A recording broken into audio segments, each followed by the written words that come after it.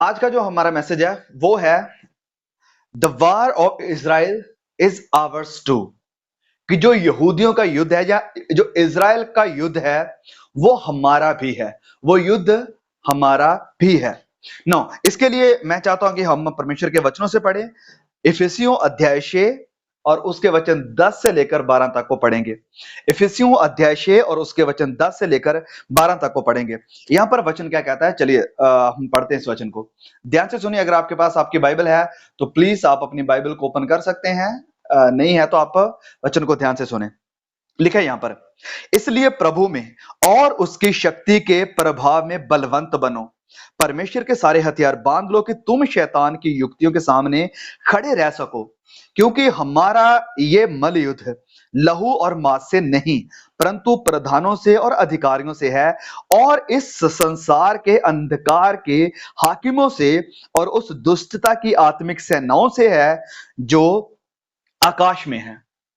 तो वचन ये कह रहा है कि हमारा युद्ध लहू और मांस का युद्ध नहीं है, वरन ये जो युद्ध है ये संसारिक युद्ध है ही नहीं, ये शारीरिक युद्ध है ही नहीं, ये एक आत्मिक युद्ध है। वचन में लिखा है कि अंधकोर की जो हाकिम है, जो शक्तियां हैं, जो ताकतें हैं, हमारा युद्ध उनके साथ है। ना, जब हम इस चीज को देख रहे हैं कि इजराइल के साथ युद्ध चल रहा है फिलिस्तीन का, तो हमें इस बात को समझना है कि दो तरह के लोग हैं। एक वो लोग हैं जिन्हें परमेश्वर प्रभावित करते हैं या इन्फ्लुएंस करते हैं, मोटिवेट करते हैं, और दूसरी तरफ वो लोग हैं जिन्हें शैतान मोटिवेट करता है, शैतान इन्फ्लुएंस करता है, जो कि शैतान के प्रभाव में आकर, इन्फ्लुएंस में आकर काम कर रहे हैं। और दूसरी तरफ वो लोग हैं जो परमेश्वर के इन्फ्लुएंस में या पवित्र आत्मा की सामर्थ्य में काम कर रहे हैं। तो ये जितनी भी जो कुछ हो रहा है संसार में, लड़ाइयां, युद्ध, मारना, किसी को काटना, ये सब कुछ परमेश्वर की तरफ से नहीं है। परमेश्वर नहीं चाहते हैं कि ये सब कुछ हो। तो इसे इन्फ्लुएंस कौन कर रहा है? तो हम क्लियरली ये जान सकते हैं कि इस सब कुछ करने वाले शैतान है। शैतान ये सब कुछ कर रहा है। यहां पर वचन ने क्लियरली कहा है कि हमारी युद्ध, हमारी लड़ाई संसार की या लहू और मांस की नहीं है। शैतान के साथ हमारी लड़ाई है, जो कि अंधकार की ताकतें हैं, उनके साथ हमारी लड़ाई है।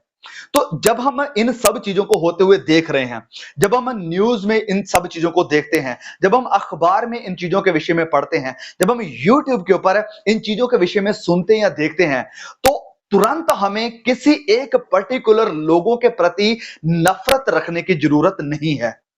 हमें किसी के प्रति नफरत नहीं रखने की। ये लोग बड़े गंदे लोग हैं, इनका खात्मा हो जाना चाहिए, ये लोग मर जाने चाहिए, इनका कुछ बचना नहीं चाहिए। और मैं ये चाहता हूं कि हम क्रिश्चियन लोग इस एटीट्यूड को कभी ना रखें। और यही मेरी आर्गुमेंट कल की वीडियो में भी थी कि हमारे अंदर ये एटीट्यूड कभी नहीं होना चाहिए, क्योंकि ये जो ग्रुप ऑफ पीपल हैं, ये जो लोग हैं, और कुछ लोगों ने वीडियो के नीचे कमेंट भी किया कि ये जो कम्युनिटी है ये बड़ी गंदी कम्युनिटी है, ये नफरत करने वाली कम्युनिटी है, ये मारने वाली कम्युनिटी है, तो हमें इनके खिलाफ प्रार्थना करनी चाहिए, इनके साथ हमारा कोई भी ताल्लुकात या लेना देना नहीं होना चाहिए। लेकिन मैं कहता हूं कि ये जो एटीट्यूड है ये क्रिश्चियन एटीट्यूड नहीं है। अगर हम बाइबल में इसकी एग्जाम्पल देखें तो हम संत पौलुस के विषय में जानते हैं। संत पौलुस का पहला नाम क्या था? शौल। और वो शौल काम क्या करता था? उसका काम था जहां कहीं भी कोई मसीही दिख जाए, जहां कहीं भी कोई क्रिश्चियन मसीह यीशु के पीछे चलने वाला दिखाई दे, तो शौल का काम था उसे पकड़ना, उसे मार देना। शौल का ये काम था। वो मसीहों को खत्म कर देना चाहता था, मसीहत को पूरी तरह से मिटा देना चाहता था। और इनफैक्ट जब लास्ट टाइम जब प्रभु यीशु ने उसे अपने पास बुलाया, तो उस वक्त भी हम जानते हैं कि वो दमस्कस की तरफ जा रहा था। और उसका मिशन क्या था, किस काम के लिए वो जा रहा था वहां पर? वी क्लियरली नो, हम जानते हैं प्रेरितों के काम अध्याय 9 से हम जानते हैं कि वो वहां पर मसीहों को मारने के लिए जा रहा था। तो अगर आज के ये जो बड़ा आसानी से इमोशनल क्रिश्चियन है, अगर ये आज के क्रिश्चियन वहां पर होते, तो ये लोग क्या करते? ये पौलुस के विषय में गंदी या गलत बातें करते, उसे मार देने की बातें करते। लेकिन हम जानते हैं कि ये पौलुस जो मसीहत का दुश्मन था, मसीहों को मारने वाला था, यहां तक कि वचन में लिखा है कि प्रभु यीशु को सताने वाला था। प्रभु यीशु ने उसी ही को पकड़ा, उसी को तब्दील किया, और उसी ही के द्वारा नए नियम की 13 किताबों को लिख डाला। नए नियम का ज्यादातर जो हिस्सा है उसे लिख डाला। किसके द्वारा? उसी इंसान के द्वारा जो मसीहों का विरोध करने वाला, जो मसीह यीशु को सताने वाला और जो मसीहों को जहां कहीं भी दिखते थे मार देने वाला इंसान था। और इनफैक्ट जब मसीहों का जो पहला शहीद हुआ जिसका नाम था स्टीफन, जब उसकी डेथ हुई तो ये शाऊल वहां पर था और ये एग्री कर रहा था और उसका पूरा हाथ था उसकी मौत में, उसकी मृत्यु में। अब मैं यहां पर ये सारी आर्गुमेंट्स क्यों दे रहा हूं? मेरा सभी कहने का मतलब क्या है? मेरे कहने का मतलब यही है कि हमें किसी भी, वो चाहे मुसलमान हैं, वो चाहे यहूदी हैं, वो चाहे हिंदू हैं, वो चाहे सिख हैं, चाहे यहूदी हैं, कोई भी ग्रुप का इंसान क्यों ना हो, हम किसी के भी खिलाफ प्रार्थना कभी नहीं कर सकते हैं। इस बात को समझे, हम कभी किसी के खिलाफ प्रार्थना नहीं कर सकते हैं। हमें उनके उद्धार के लिए प्रार्थना करनी है और यह प्रार्थना करने की शैतान जिसने इनकी आंखों के ऊपर पर्दा बनाकर रखा हुआ है, वो पर्दा प्रभु के अनुग्रह से हट जाए, वो पर्दा प्रभु यीशु मसीह के दया से हट जाए। परमेश्वर का फजल उनके ऊपर हो कि वो भी सच्चाई को जान पाए, देख पाए। लेकिन हम उनके खिलाफ कभी प्रार्थना नहीं कर सकते हैं कि प्रभु ये गंदे लोग हैं, बुरे लोग हैं, इनका कुछ नहीं रहना चाहिए, ये तो खत्म हो जाने चाहिए। अगर ये आपका एटीट्यूड है, मेरी बात को समझे, अगर आप tell the truth Yakub channel को देखने वाले लोग हैं, सुनने वाले लोग हैं, मैं कभी नहीं चाहता हूं कि आपका एटीट्यूड ये एटीट्यूड हो कि हम किसी एक पर्टिकुलर ग्रुप के खिलाफ प्रार्थना करने वाले बने, कि हम किसी एक पर्टिकुलर ग्रुप के खिलाफ ये प्रार्थना करने वाले या उनके खिलाफ बोलने वाले या उनके विषय में गलत गंदी बुरी बातें करने वाले हों। ये एटीट्यूड हमारा नहीं होना चाहिए। क्यों क्यों नहीं होना चाहिए? क्योंकि हमारा युद्ध लहू और मांस से है ही नहीं, हमारा युद्ध आत्मिक सेनाओं से है। तो हमें प्रार्थना अगर किसी के खिलाफ करनी है तो हमें प्रार्थना करनी है शैतान और उसकी ताकतों के खिलाफ। अंडरस्टैंड दिस प्लीज, इस बात को समझिए। हमारी प्रार्थना कभी किसी इंसान के खिलाफ नहीं होनी चाहिए। हमारी प्रार्थना हमेशा उनके फेवर में होनी चाहिए कि ये लोग भी उद्धार पाएं, साल्वेशन को पाएं। हमारी प्रार्थना अगर किसी के खिलाफ होनी चाहिए तो वो खिलाफत जानी चाहिए शैतान के पास, उसकी अंधकार की ताकतों के खिलाफ, कि शैतान की ये ताकतें, शैतान का जो हुकूमत है, जो रूल है, वो इनकी जिंदगियों से टूटने पाए। तो यही मेरा कारण था कल का वीडियो बनाने का भी। नो, अब यहां पर हम जो वचन देख रहे हैं, ये वचन हमें क्लियरली कह रहा है और इनफैक्ट प्रभु यीशु ने भी ये बात कही कि मेरी हुकूमत, मेरा राज्य इस संसार का है ही नहीं। तो हम किसी राज्य के खिलाफ कैसे जा सकते हैं? प्रभु यीशु ने यह सिखाया और यहां पर भी संत पौलुस भी यही सेम चीज सिखा रहे हैं कि हमारा युद्ध लहू मांस का नहीं है। जब आप यहूद इजराइल के ऊपर कोई अटैक होता हुआ देखते हो तो इमोशनल मत हो जाओ कि हाय उनके साथ क्या हो गया, इनके साथ तो परमेश्वर है, इनके विरोधियों का कुछ नहीं रहेगा, इनके विरोधियों को परमेश्वर मार डालेगा, खत्म कर डालेगा। नहीं, ऐसा मत सोचें। देखिए, और कुछ लोग ये भी कह रहे थे कल के वीडियो के नीचे कमेंट में कि ये जो भविष्यवाणियां हैं, ये तो भविष्यवाणियां पूरी होनी ही हैं। और मैं अच्छी तरह से मानता हूं कि ये परमेश्वर के वचन है जो पूरे होने ही हैं। और अंतिम समय में वचन में लिखा है कि लड़ाइयों और लड़ाइयों की आवाज़ें सुनोगे, ये होना ही जरूरी है। लेकिन क्या हमारा फर्ज नहीं है कि हम उनके लिए प्रार्थना करें? हमारा फर्ज ये है, हमारी ड्यूटी ये है कि हम सभी के लिए प्रार्थना करें। मैं आपको एक एग्जांपल देता हूं। जैसे मैं कह रहा हूं कि कुछ लोग ये कह रहे हैं कि ये तो भाई भविष्यवाणियां, वचन की बातें पूरी होनी ही हैं। मैं मानता हूं कि वो बातें पूरी होनी ही हैं, होकर ही रहेंगी। भविष्यवाणियां तो पूरी होनी ही है, ये जैसे लिखा गया पूरा होना ही है। लेकिन हम इन सब चीजों को देखकर अपना पॉइंट ये नहीं बना सकते हैं कि नहीं नहीं नहीं, हमें तो प्रार्थना करने की जरूरत ही नहीं है, ये तो भविष्यवाणी है, ये तो पूरी होनी ही है। नहीं, वचन में लिखा है कि अपने अधिकारियों के लिए, अपने नेशंस के लिए, जातियों के लिए, लोगों के लिए प्रार्थना करो। तो हम प्रार्थना करने से कभी पीछे नहीं हट सकते हैं। नो, अब वापस आए इस वचन में, तो यहां पर यह वचन कह रहा है कि हमारा युद्ध संसार के साथ, लहू और मांस के साथ नहीं है, हमारा युद्ध आत्मिक सेनाओं के साथ है। तो इससे हमें यह भी देखने को मिलता है कि हम जब ये चीजों को देख रहे हैं तो हमारा ध्यान, फोकस इन चीजों के ऊपर नहीं जाना चाहिए। हमारी नजरें सीधा ऊपर जानी चाहिए, परमेश्वर की तरफ जानी चाहिए कि परमेश्वर ये जो शैतान काम कर रहा है, लोगों को प्रभावित करके लोगों को मार रहा है, एक दूसरे का खात्मा कर रहा है, प्रभु शैतान के इन कामों को रोके। प्रभु शैतान के इन कामों के ऊपर फुल स्टॉप लगाकर वो लोग जो मासूम है, मारे जा रहे हैं, वो लोग जो ये काम कर रहे हैं, प्रभु उनकी जिंदगियों में काम करें कि वो भी खुदा मसीह यीशु के उद्धार को जानने पाए। ओके, तो ये जो मारने का काम है या शैतान का ये जो काम है, ये आज कोई नया काम नहीं है। शैतान की हमेशा से शुरुआत से ही चाहत है, या उसकी शुरुआत से ही ये प्लान है, शुरुआत से ही वो यही चाहता है कि लोगों को मार मुकाए, लोगों को परमेश्वर से दूर रखे। और इसी कारण मैं कहता हूं कि हमारा युद्ध, हमारी लड़ाई संसार की नहीं है, शैतान के खिलाफ है, और हमारी प्रार्थना भी उसके ही खिलाफ होनी चाहिए। तो हम जब शैतान के बारे में सबसे शुरुआत में चले जाते हैं, उत्पत्ति की किताब में, जेनेसिस में, तो वहां पर हम जानते हैं कि शैतान ने जब देखा कि मैं रूल करना चाहता हूं, लेकिन वो रूल कर नहीं पाया, उसे जो परमेश्वर ने अथॉरिटी दी थी, जो पोजीशन दी थी, उसे वो पोजीशन पसंद नहीं थी। वो कहता है कि नहीं, मैं वो पोजीशन जो परमेश्वर की है, मैं वहां पर जाना चाहता हूं, मुझे वो पोजीशन चाहिए। वो अपनी पोजीशन में, वो अपने गिफ्ट में संतुष्ट नहीं था, सेटिस्फाई नहीं था, वो और खींचना चाहता था, उसे उसके अंदर लालच था और पाने का। और आज बहुत सी मसीहों का भी यही लालच है। मैं दूसरे लोगों की बात नहीं करता हूं, क्योंकि वो लोग ऑलरेडी उसके इन्फ्लुएंस में हैं। लेकिन क्रिश्चियन लोग, बपतिस्मा लिए हुए, विश्वास करने वाले लोग, बाइबल को पढ़ने वाले लोग, उनका भी यही हाल है। जो परमेश्वर ने उन्हें दिया है, जहां पर परमेश्वर ने उन्हें रखा है, वो उसमें संतुष्ट नहीं है। वो कहते हैं कि हमें और चाहिए, हमें और आगे जाना है। अगर कोई दोस्त, कोई भाई बहन उनका आगे निकल जाता है, घर का कोई मेंबर उनसे आगे निकल जाता है, तो उन्हें तकलीफ होना शुरू हो जाती है। वो कैसे आगे निकल गया? उसकी जगह तो मुझे मिलनी चाहिए थी। वो जो उसने ले लिया, वो तो पहले मुझे मिलना चाहिए था। जो उसने हासिल कर लिया, वो तो मेरे पास होना चाहिए था। अगर हमारी जिंदगी में भी ये एटीट्यूड है, तो इसका मतलब है कि हम संतुष्ट नहीं है, और इसका मतलब यह भी है कि हमारे अंदर शैतान का एटीट्यूड काम कर रहा है। तो शैतान अपनी पोजीशन से खुश नहीं था, तो इसके कारण उसने विद्रोह किया और वो आकाश से गिरा दिया गया। उसके बाद जब परमेश्वर ने आदम और हवा को बनाया, और शैतान ने देखा कि ये लोग अब परमेश्वर को महिमा दे रहे हैं, तो ये कैसे हो सकता है, मैं परमेश्वर को महिमा नहीं जाने दूंगा। तो वो क्या करता है? वो अटैक करता है आदम और हवा के ऊपर, और उन्हें उन्हें गुनाह की तरफ लीड कर देता है, जिसके कारण अब वो पापी हो जाते हैं, वो श्रापित हो जाते हैं, और परमेश्वर का जो मकसद था, या जो महिमा परमेश्वर ने उसे दी थी, उसे छीना जाता है। वो अब शैतान की और उसकी चाहत की गुलामी में आ चुके हैं, और वही काम शैतान आज भी कर रहा है।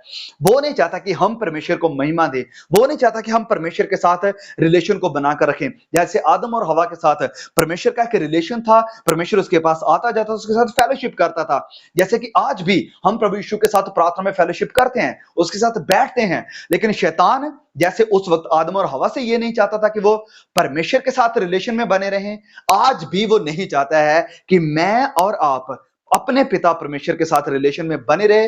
वो इस रिलेशन को तोड़ देना चाहता है, इसे जुदा कर देना चाहता है। और जो लोग परमेश्वर के हैं, वो उनके खिलाफ लड़ना चाहता है, वो उन्हें खत्म कर देना चाहता है। तो जैसे उसने आदम और हवा को बहकाकर उनके ऊपर अटैक किया, इसी तरह से शैतान, उस वक्त शैतान ने सांप का इस्तेमाल किया, आज भी शैतान लोगों का इस्तेमाल कर रहा है। लोगों का इस्तेमाल कर रहा है परमेश्वर के लोगों को मारने के लिए, परमेश्वर के लोगों को परसिक्यूट करने के लिए, परमेश्वर के लोगों के ऊपर स्ताव को लाने के लिए, परमेश्वर के लोगों को परमेश्वर से जुदा करने के लिए। वो आपके सामने तरह तरह के अलग अलग किस्म के लोगों को लेकर आएगा, ताकि आपसे गुनाह करवाए, ताकि आपसे पाप करवाए, कि आपकी जो फेलोशिप है परमेश्वर के साथ, वो टूट जाए। उसका यही मकसद है। तो शैतान ने वो जो काम किया, वो आज भी कर रहा है। जब हम देखते हैं इजराइल के ऊपर शैतान का हमला होता, या हमास जब उसके ऊपर अटैक करता है, तो हम क्लियरली देख सकते हैं कि शैतान उन्हें प्रभावित कर रहा है। वो लोग जो ये बुरे गंदे काम कर रहे हैं, जो लोग जिनके अंदर इतनी नफरत और क्रोध भरा है, वो लोग अपने वश में नहीं है, वो शैतान के वश में है। और शैतान हमेशा से इजराइल के विरोध में ही रहा है। शैतान हमेशा से इजराइल के विरोध में ही रहा है। वो विरोध में क्यों रहा है?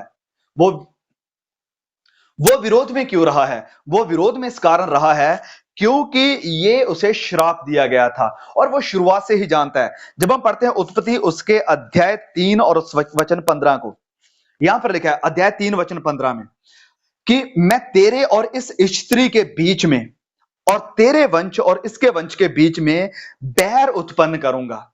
नौ, शैतान ने जब ये पाप करवाया आदम और हवा से, आदम और हवा को भी श्राप मिला और शैतान को भी श्राप मिला। तो उसे श्राप क्या मिला? कि तेरे बीच में और इस आदम के वंश के बीच में एक बैर को या दुश्मनी को पैदा करूंगा। आगे लिखा कि वह तेरे सर को कुचल डालेगा और तू उसकी एड़ी को डसेगा। कि वो क्या करेगा? वो आकर तेरे सर को कुचल डालेगा। और वापस तू भी उसके ऊपर अटैक करेगा, उसके उसके उसकी एड़ी को तो डसेगा और उसी एड़ी के साथ वो तेरे सर को कुचलेगा। तो शैतान तब से लेकर आज तक इस लोगों के ऊपर जिनके साथ परमेश्वर का वायदा था, उनके ऊपर अटैक करते आ रहा है। हम क्लियरली जानते हैं, अगर हम बाइबल के पुराने नियम को पढ़कर देखें तो हम वहां से क्लियरली जानते हैं। आज शैतान को पता था कि हाबिल अच्छा इंसान है, शैतान को पता था कि हाबिल की भेंट परमेश्वर ने स्वीकार कर ली है, तो उसमें उसने उसके भाई को ऐसा इन्फ्लुएंस किया कि उसके भाई ने, कायन के भाई ने हाबिल को मार डाला। और शैतान को यह लगा कि अब कहानी खत्म, लेकिन नहीं, परमेश्वर ने कहानी को कंटिन्यू रखा। उसके बाद हम सारी कहानी को जानते हैं। फिर जब दाऊद को चुना गया तो परमेश्वर ने दाऊद के साथ वाचा बांधी। तो दाऊद के साथ जब उसने वाचा बांधी तो शैतान ने दाऊद को भी मारना चाहा। हम जानते हैं कि कितनी बार राजा शाऊल ने दाऊद के ऊपर अटैक किया ताकि इसे मार डाले, लेकिन वो वहां पर भी कामयाब नहीं हुआ। तो शैतान शुरुआत से ही इन लोगों के खिलाफ रहा है। क्यों खिलाफ रहा है? आइए हम एक और वचन को पढ़ते हैं। प्रकाशित वाक्य अध्याय 12 और उसके वचन 4 से लेकर 6 तक को पढ़ेंगे। प्रकाशित वाक्य अध्याय 12 वचन 4 से 6 तक को पढ़ेंगे। ओके, मैं रिपीट करता हूं। Revelation chapter 12 verse 4 to 6। प्रकाशित वाक्य अध्याय 4 उसके अध्याय 12 और उसके वचन 4 से लेकर 5 तक को पढ़ते हैं। यहां पर लिखा है, उसकी पूंछ ने आकाश के तारों की 1/3 को खींचकर पृथ्वी पर डाल दिया। अब देखो, मैं यहां प्रकाशित वाक्य के सिंबोलिज्म में नहीं जाने वाला हूं, ये बड़ी और अलग डिटेल है। जो प्रकाशित वाक्य की हमारी स्टडी चल रही है, हम उसमें इन सब चीजों को डिटेल में देखेंगे, लेकिन जो मेन मैसेज है मैं वो यहां से ड्रॉ करूंगा। तो क्या लिखा है? पृथ्वी पर खींच डाला। वह अजगर उस स्त्री के सामने, वह अजगर उस स्त्री के सामने जो जच्चा थी, जच्चा मतलब जो प्रेग्नेंट थी, जो बच्चे को जन्म देने वाली थी, खड़ा हुआ, उसके सामने आकर खड़ा हुआ। जब वह बच्चा जने तो उस बच्चे को निगल जाए, कि जब ये बच्चा पैदा हो तो वो इस बच्चे को खा जाए, इसे मार डाले। क्योंकि शैतान जान गया था, जब मरियम के साथ आकर दूत ने बात करी तो शैतान भी आसपास ही है, वो कहीं दूर नहीं है। वो जो पवित्र धर्मी लोग हैं वो उनकी बातों को सुनता है, और जब ये मैसेज दे रहा हूं वो यहां मेरे भी आसपास कहीं होगा, वो मैसेज को सुन रहा है। तो उसको पता चल गया कि इसके थ्रू वो आने वाला है जो इजराइल के उद्धार का कारण बनेगा। तो उसने उसे मारने के प्लान भी बनाए। तो यहां पर लिखा है वचन आगे 5 में, वह बेटा जनी, उसने उस लड़के को जन्म दिया जो लोहे का दंड लिए हुए सब जातियों पर राज्य करने पर था, या करने वाला था। तो हम जानते हैं क्लियरली यहां पर प्रभु यीशु मसीह की बात हो रही है। ये सारे सिंबल्स का इस्तेमाल हो रहा है। वो औरत जिसका जिक्र है वो इजराइल को दर्शाता है, और ये जो बच्चा है वो प्रभु यीशु को दर्शाता है, और वो जो अजगर है वो शैतान को दिखाता है। तो आगे लिखा है, वह बच्चा एकाएक परमेश्वर के पास और उसके सिंहासन के पास उठाकर पहुंचा दिया गया। तो वो जो बच्चा है, जब उसका जन्म हुआ, पैदा, उसने अपना काम पूरा किया गया और वो परमेश्वर के पास चला गया। तो हम जानते हैं, जब हम वापस जाते हैं मत्ती अध्याय 2 और उसके वचन 16 में, हम वहां पर जानते हैं कि हेरोदिस नाम का एक इंसान था, वो बादशाह था। तो शैतान ने उसे प्रभावित किया। यस, शैतान ने उसे प्रभावित किया, उसे इन्फ्लुएंस किया, क्योंकि शैतान डायरेक्टली काम नहीं करेगा। वो लोगों का इस्तेमाल करता है, वो जानवरों का इस्तेमाल करता है। कई बार लोगों का जानवरों के आगे आकर एक्सीडेंट हो जाता है। वो कैसे होता है? क्योंकि शैतान उन जानवरों के थ्रू भी काम कर जाता है। जैसे अदन की वाटिका में उसने सांप के थ्रू काम किया था, इसी तरह से आज भी वो ये काम कर रहा है। तो जानवरों के थ्रू भी वो लोगों को मार डालता है। तो जैसे अब हम ये जान रहे हैं कि हेरोदिस जो था, परमेश्वर ने ऑलरेडी वायदा कर दिया था कि ये जो बच्चा है ये इजराइल के ऊपर हुकूमत करेगा, मतलब आत्मिक हुकूमत। तो शैतान को जब ये पता चल गया तो उसने हेरोदिस को इन्फ्लुएंस किया, जो कि उस वक्त हुकूमत में, पावर में था, जो उसे मार सकता था, जो उसे खत्म कर सकता था, और उसने वही काम किया। वचन में हम जानते हैं मत्ती अध्याय 2 वचन 16 में कि जितने भी बच्चे थे 1 साल से लेकर या नए जन्मे से लेकर 3 साल तक के जितने भी बच्चे थे, उन सबको उसने खत्म कर डाला। और वही काम ये जो पिछला एक हफ्ता गुजर कर गया है, अब यही काम हुआ है।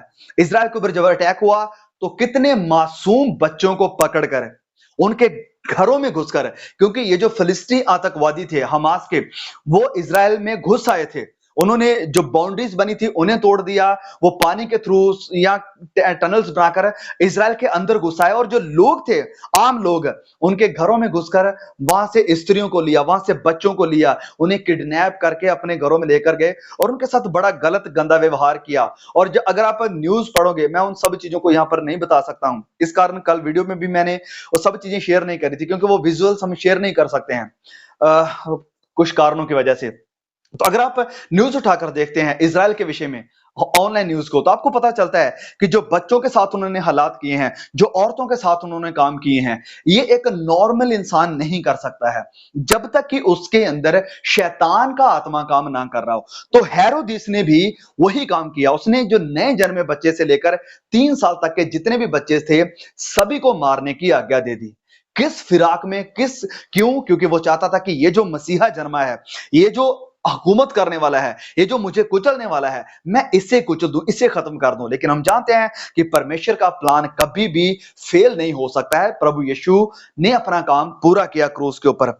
नौ, अब हम चलते हैं फिर से प्रकाशित वाक्य की तरफ। प्रकाशित वाक्य उसके 12 की तरफ जाएंगे और वचन पढ़ेंगे 17 को।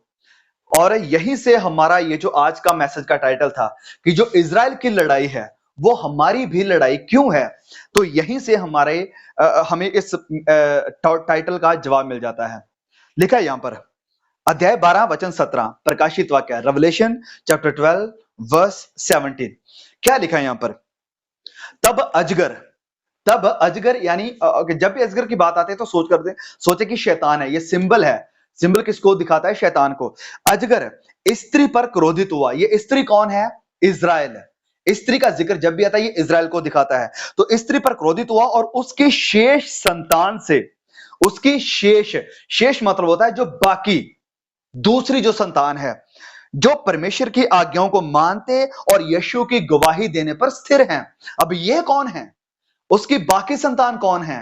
ऑफ कोर्स हम लोग, क्रिश्चियन लोग, मसीह यीशु के ऊपर विश्वास करने वाले। यहां पर लिखा है कि जो परमेश्वर की आज्ञाओं को मानते हैं और यीशु की गवाही देने पर स्थिर हैं। यहां पर देख रहे हैं कि जो बाकी उसकी संतान है वो हम लोग हैं। यहां पर लिखा है कि जो शेष उसकी संतान थी स्त्री की, वो उनके साथ युद्ध करने के लिए गया।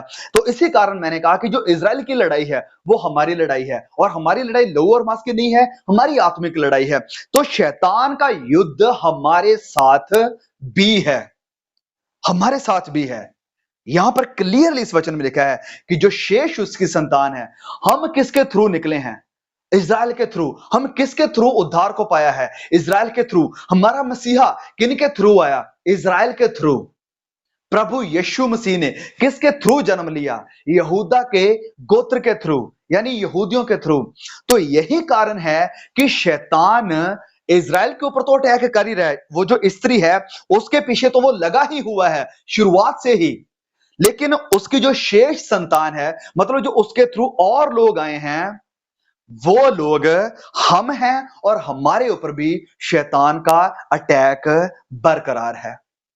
हम जानते हैं शैतान का अटैक इजराइल के ऊपर इतना हैवी था। जब हिटलर आया तो हिटलर ने किसी और लोगों का विरोध नहीं किया। उसने कितने लाख यहूदी लोगों को मार दिया। यहूदियों के प्रति उसकी कितनी नफरत थी। क्यों थी? क्योंकि वो शैतान के प्रभाव में काम कर रहा था, वो शैतान के इन्फ्लुएंस में था, वो अपने आप में है ही नहीं था। क्योंकि कोई नॉर्मल इंसान वो काम नहीं कर सकता है जो काम हिटलर ने किया। कोई नॉर्मल इंसान वो काम नहीं कर सकता है जो काम हेरोदिस ने किया था। और आज भी जब हम देखते हैं इजराइल के ऊपर अटैक होता है और हमास के आतंकवादी आकर वहां पर बच्चों को, औरतों को बंदी बनाकर, गुलाम बनाकर अपने साथ ले जाते हैं, उनके साथ दुर्व्यवहार करते हैं, उनके साथ गंदा काम करते हैं, उनके बच्चों के सर को उड़ा देते हैं, तो ये सारे काम कोई आम इंसान नहीं कर सकता है जब तक कि वो शैतान के वश में या इन्फ्लुएंस में, प्रभाव में नहीं है। तो कोई नॉर्मल इंसान ये काम नहीं कर सकता है। तो यहां पर क्लियरली लिखा है कि वो इजराइल की जो शेष संतान है उनके साथ लड़ने को भी निकला। वो हैं हम लोग। तो शैतान की लड़ाई इजराइल के साथ तो है ही, लेकिन वो लड़ाई हमारे साथ भी है, उसका युद्ध हमारे साथ भी है। लेकिन मैं आपसे कहना चाहता हूं कि जब आप मसीहत में आते हैं, इस बात को याद रखें। कोई आपको इस विषय में गुमराह ना करे कि जब आप मसीह में आएंगे तो आपके ऊपर कोई अटैक नहीं होगा, शैतान आपसे दूर भाग जाएगा। यस, शैतान हमारे ऊपर रूल नहीं कर सकता है, लेकिन हमारे ऊपर अटैक जरूर करेगा। वो आई एम सॉरी, वो हमारे ऊपर जरूर अटैक करेगा, इसमें कोई दो राय नहीं है। उसका अटैक है ही परमेश्वर के लोगों के ऊपर। वो उन्हें गिराना चाहता है, उन्हें गुनाह की तरफ लेकर जाना चाहता है। वो जो फेलोशिप जिसकी बात मैंने शुरुआत में करी, उस फेलोशिप से तोड़ देना चाहता है शैतान। और इस फेलोशिप से तोड़ने के लिए वो 100 रास्ते अपनाएगा, 100 रास्तों का इस्तेमाल करेगा, ताकि कैसे ना कैसे करके आपको और मुझे गिरा दे। यहां वचन में लिखा है कि तब अजगर स्त्री पर क्रोधित हुआ और उसकी शेष संतान से, मतलब बाकी संतानों से जो परमेश्वर की आज्ञाओं को मानते और यीशु की गवाही देने पर स्थिर हैं, उनके साथ लड़ने को गया।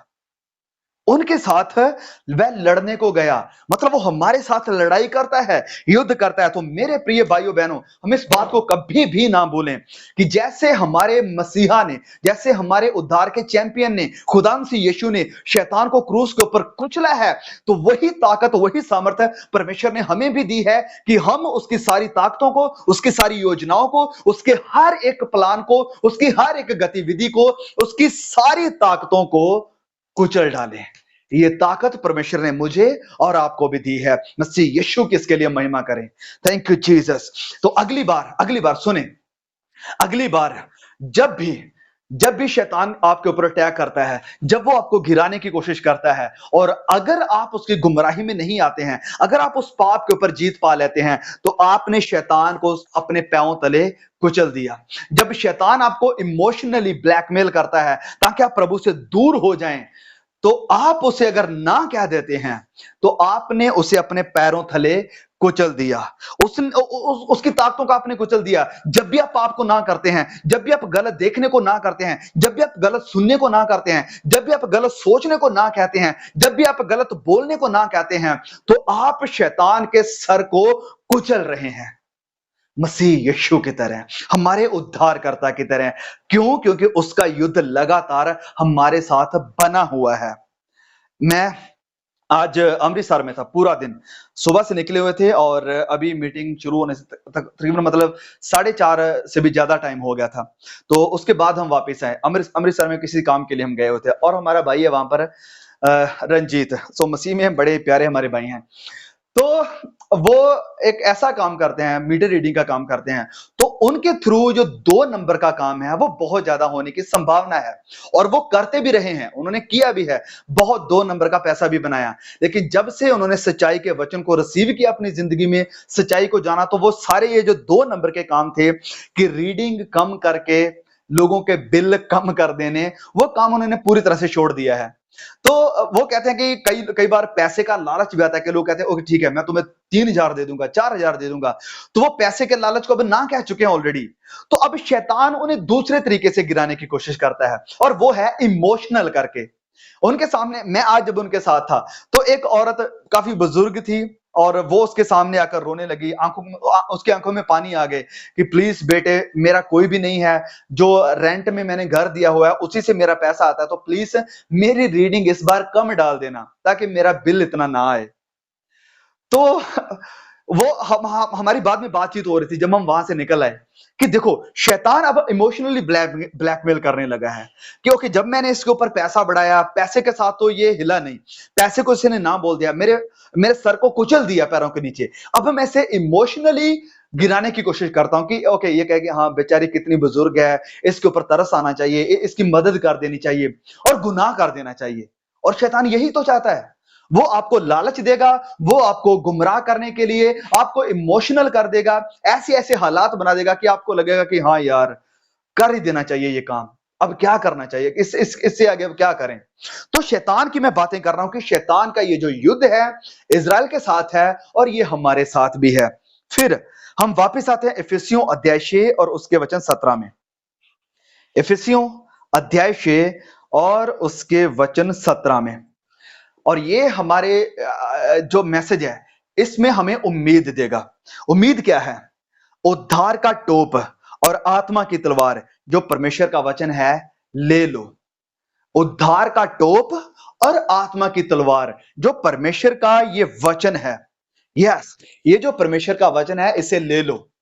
नौ, इजराइल के बारे में हम सब लोग जानते हैं, इजराइल के साथ जो हो रहा है हम सब लोग जानते हैं। और हम जानते हैं कि इजराइल के ऊपर यौम किपुर के दिन ऐसे जैसे बारिश आती है, इस तरह से 4000 रॉकेट्स छोड़े गए। 4000 रॉकेट्स हमास की तरफ से इजराइल के ऊपर छोड़े गए। और जैसे ये रॉकेट इजराइल के ऊपर आते हैं, वैसे ही रॉकेट शैतान हमारे ऊपर भी डालता है। इस बात को कभी ना भूलें।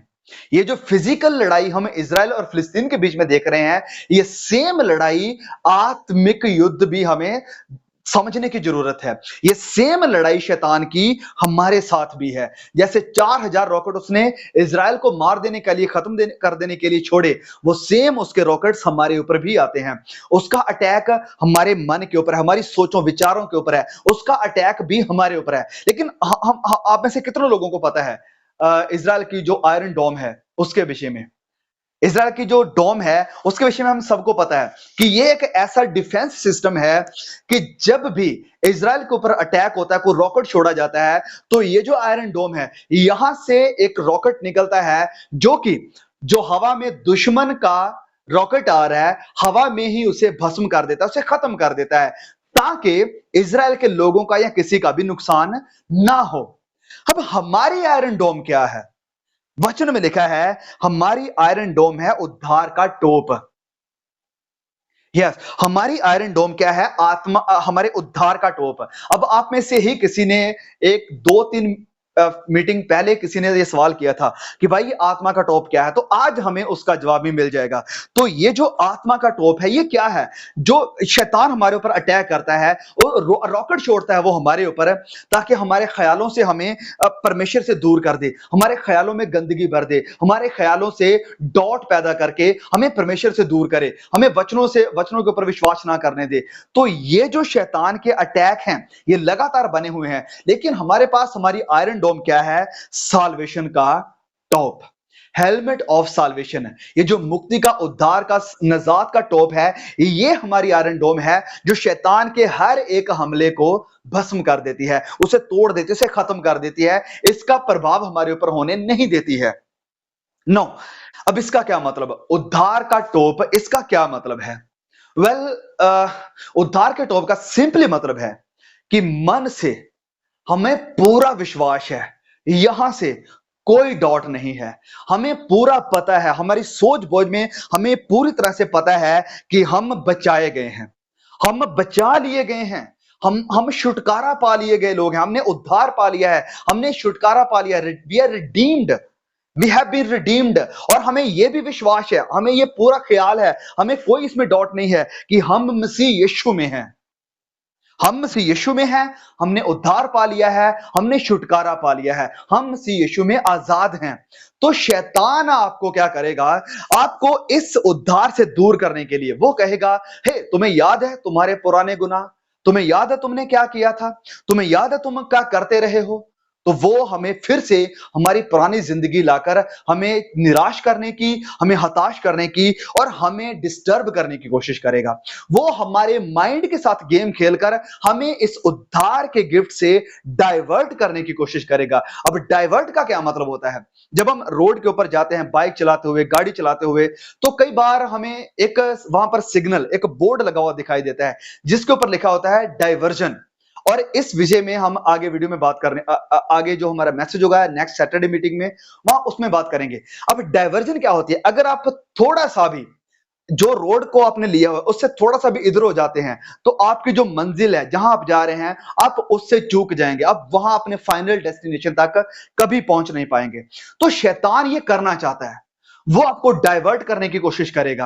वो आपके सामने ऐसे लोग लेकर आएगा कि आपको प्रभु से दूर करें, वो आपके सामने ऐसे हालातों को लेकर आएगा कि आप गुनाह कर दें, वो आपके सामने ऐसी चीजों को खड़ा कर देगा कि उन्हें देखकर, उनके बारे में सोचकर आप पाप में गिर जाएं। और यहीं पर हमें इस बात को हमेशा याद रखना है, जैसे मैंने कहा कि हम बचा लिए गए हैं, हमारा उद्धार हो चुका है, हमारा छुटकारा हो चुका है, और तीसरी बात कि हम अब मसीह यीशु में हैं।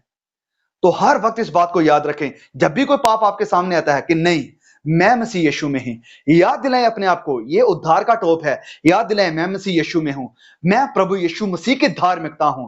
I am the righteousness of Christ, जैसे वचन में लिखा है, मैं मसीह यीशु की धार्मिकता हूं, मैं मसीह यीशु में हूं। मैंने मसीह यीशु को पहन लिया है, मैंने उद्धार का टोप पहन लिया है। मसीह यीशु मुझ में है और मैं उसमें हूं। इस कारण पाप के लिए कोई जगह नहीं, गुनाह के लिए कोई जगह नहीं, कंप्रोमाइज के लिए कोई जगह नहीं। और मैं आपको बताना चाहता हूं, हमारे एक सिस्टर हैं महाराष्ट्र से, बहुत ही प्यारे प्रभु में हमारे सिस्टर हैं। और वो बहन के साथ हमारी बात हो रही थी। और वो बहन कह रहे थे कि भाई कई बार पुरानी जिंदगी जब याद आती है, जब जो हमने किया है पास्ट में, जो भी कुछ गलत किया है, तो वो चीजें कई बार मुझे बहुत परेशान कर देती हैं। कई बार उन चीजों को लेकर मैं रोने लग जाती हूँ। कई बार मुझे बड़ी चिंता होने लग जाती है उन सब चीजों को सोचने के बाद।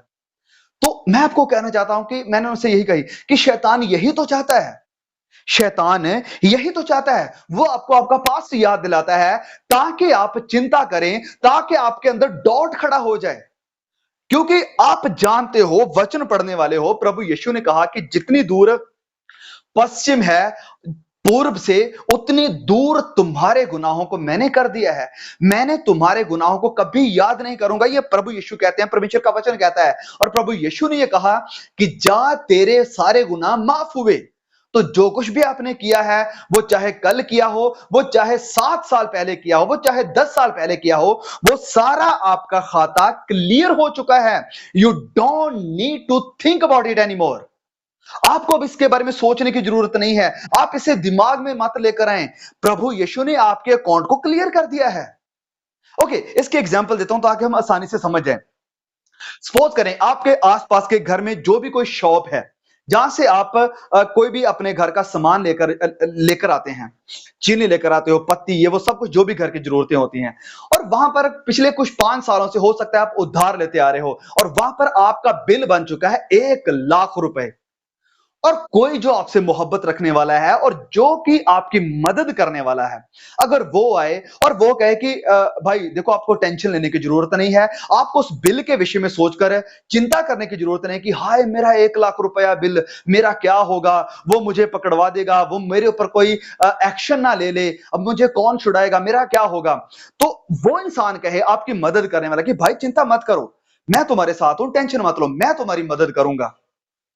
वो इंसान 1 लाख रुपया लेकर उस शॉपकीपर के पास जाए, वो जो दुकान वाला है, और उसे कहे कि भाई इसका बिल निकालो, और जितना बिल बना है वो सारे का सारा उसे पे कर दे। फिर ये घर में आ जाएं और ये इंसान बड़ा खुश हो कि वाह, अब मेरा अकाउंट क्लियर हो चुका है, मुझे कोई चिंता नहीं है। लेकिन घर आने के आधे घंटे के बाद जब ये बैठे हुए हैं, चाय पी रहे हैं या खाना खा रहे हैं, फिर से वो इंसान सोचने लगे कि ओहो, मुझे उसके पैसे देने हैं, मैंने उससे सौदा लिया था, सामान लिया था, अब क्या होगा, कौन उसके पैसे देगा, मैं परेशान हूं, मैं चिंता करने वाला हूं। तो सोच कर देखे उस इंसान को कैसा लगेगा जिस इंसान ने ऑलरेडी बिल पे कर दिया है। वो क्या कहेगा, वो क्या कहेगा? वो कहेगा कि भाई, क्या तुम्हें अभी भी चिंता है?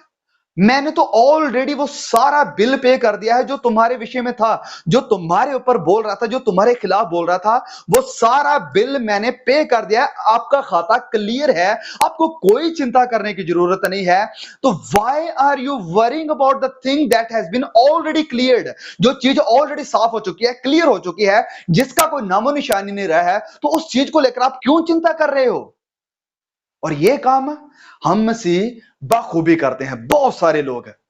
हम अपने पास को याद करते हैं कि ये किया था, वो किया था, ऐसी जिंदगी थी, वैसी जिंदगी थी। आप जैसे भी थे, आप जो भी थे, जब आपने मसीह यीशु को कबूल किया और जब मसीह यीशु के ऊपर आपने विश्वास किया, उसी वक्त से आपका सारा अकाउंट खाता क्लियर हो चुका है। अब जो आपके खिलाफ में जो भी खाता आपका अकाउंट बोलता था, गुनाह आपके बोलते थे, अब वो सारे शांत करा दिए गए हैं। प्रभु यीशु ने अपने लहू के द्वारा इन्हें साफ कर दिया है। आपका खाता क्लियर हो चुका है। प्लीज चिंता ना करें। लेकिन शैतान भी तो कोई काम करने वाला है।